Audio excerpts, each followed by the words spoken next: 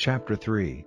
And in those days John the Baptist came preaching in the wasteland of Judea, saying, Let your hearts be turned from sin, for the kingdom of heaven is near. For this is he of whom Isaiah the prophet said, The voice of one crying in the wasteland, Make ready the way of the Lord, make his roads straight. Now John was clothed in camel's hair, with a leather band about him, and his food was locusts and honey. Then Jerusalem and all Judea went out to him, and all the people from near Jordan, and they were given baptism by him in the river Jordan, saying openly that they had done wrong.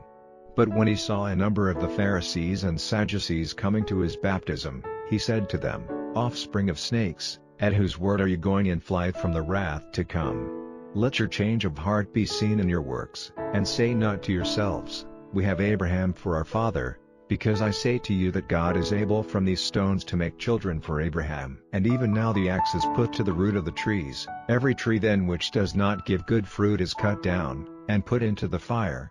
Truly, I give baptism with water to those of you whose hearts are changed, but he who comes after me is greater than I, whose shoes I am not good enough to take up. He will give you baptism with the Holy Spirit and with fire, in whose hand is the instrument with which he will make clean his grain. He will put the good grain in his store, but the waste will be burned up in the fire which will never be put out. Then Jesus came from Galilee to John at the Jordan, to be given baptism by him. But John would have kept him back, saying, It is I who have need of baptism from you, and do you come to me? But Jesus made answer, saying to him, Let it be so now. Because so it is right for us to make righteousness complete.